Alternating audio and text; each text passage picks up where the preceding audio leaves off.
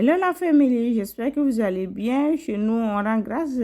Aujourd'hui, on va faire du sauce gombo à ma manière. Donc, chacun a sa manière de faire sa sauce. Ça, c'est la mienne. Avec du thon au citron. Donc, je vous partage ma recette. Donc, les recettes calées, likez, partagez la vidéo. On y va. Pour cette sauce gombo, il vous faut du gombo, du poulet à chair dure et les autres ingrédients, je vous cite au fur et à mesure. J'ai mis le poulet dans la marmite, j'ai laissé 10 minutes. Après, je viens ajouter du sel, laurier, crevettes, sumbala, poivron noir, paprika. Je laisse dorer, je viens ajouter de l'oignon découpé, de la tomate, purée de tomate. Après, je viens ajouter de l'eau. Je couvre et je vais laisser cuire. À part, je vais découper le gombo. Et dans la sauce, je viens ajouter les marinades fait maison, la marinade verte. Le gombo écrasé, j'ai mis dans la marmite, j'ai ajouté de l'eau. J'ai également découpé un peu de gombo en rondelles, je viens ajouter. J'ajoute de la potasse. Je fouette un peu le gombo et je laisse continuer la cuisson.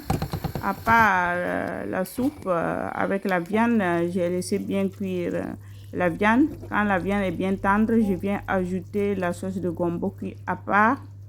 Et je mélange les deux sauces et je vais laisser maintenant maximum 10 à 15 minutes et la sauce est prête. Je viens ajouter un peu de piment. Passe à la préparation de la pâte de maïs cuite, sarbo ou taux. Et j'ai mis du citron dans l'eau. Je vais laisser bouillir. À part, j'ai la farine, j'ai ajouté de l'eau. Je vais tourner pour former une pâte. Et je retire le citron dans l'eau. Je vais laisser bien bouillir. Quand l'eau bout, je tourne avec un fouet tout en ajoutant la pâte que j'ai faite avec la farine de maïs jaune et de l'eau.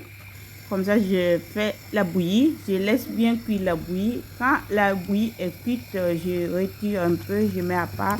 Et dans le reste de bouillie, dans la casserole, je viens ajouter la farine tout en tournant avec le fouet.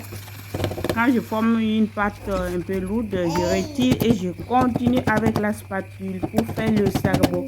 Je vais bien tourner, battre un peu pour bien former la pâte. Quand je vois que c'est trop lourd, que je ne peux pas tourner, j'ajoute un peu la bouillie qui est restée. Et quand la pâte est cuite, vous voyez, il vous faut au moins, quand la farine n'est pas pré-cuite, 40 minutes. J'ai fini avec le thon, j'ai servi dans les moules, j'ai démoulé et ça c'est le sarbo avec sa petite sauce gombo. Donc ça c'est ma sauce gombo à ma manière avec ma viande parfumée de sumbala. J'espère que vous avez aimé et maintenant on passe à la dégustation. Merci d'avoir regardé la vidéo. Je vous dis merci aussi pour les likes et à bientôt pour plein d'autres vidéos.